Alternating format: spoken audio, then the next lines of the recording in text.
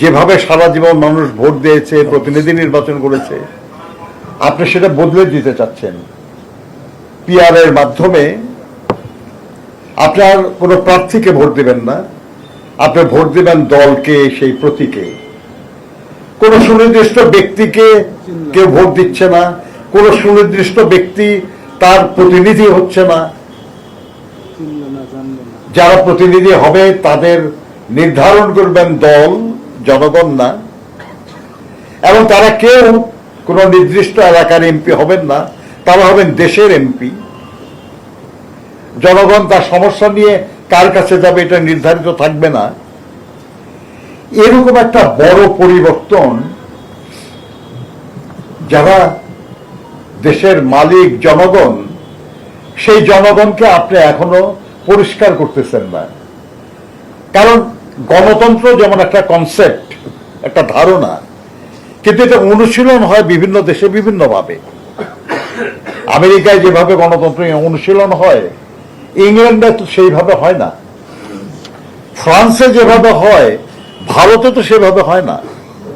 এমনকি নেপালে যেভাবে হয়, বাংলাদেশে সেভাবে হয় না।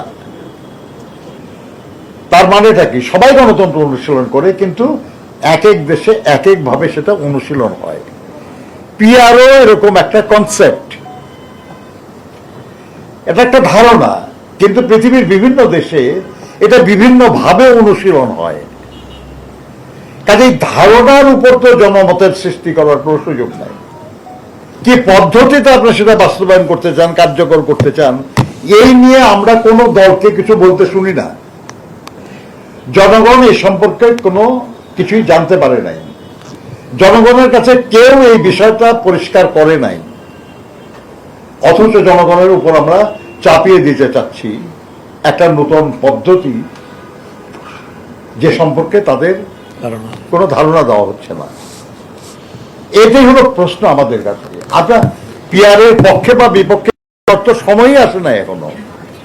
কারণ ব্যাপারটা তো আপনি আপনার পরিশ্রমই করতেছেন না, যে আপনি কি ধরনের একটা পদ্ধতি চান, যে পদ্ধতিতে নির্বাচন অনুষ্ঠিত হবে। আমরা কি কেউ জনগণকে কখনো জিজ্ঞাসা করেছি?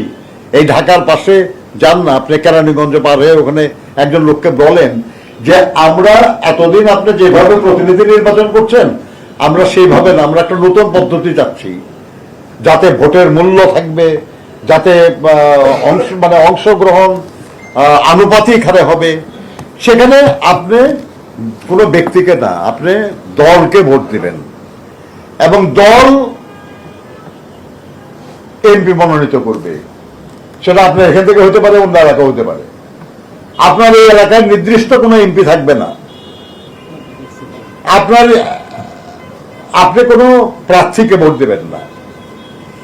এই কথাগুলো আপনি বলছেন তাদেরকে, বলে তাদের মতামত চাইছে যে তারা এটা রাজি কি রাজি না। মনে করি যে এই নিয়ে যখন ইনসিস্ট করা হয়, তখন তো সন্দেহ করাই যায় আর কি, যে এটা একটা অযৌক্তিক চেষ্টা, যেটা অনিবার্য পরিণতি হতে পারে নির্বাচন অনুষ্ঠানের ক্ষেত্রে।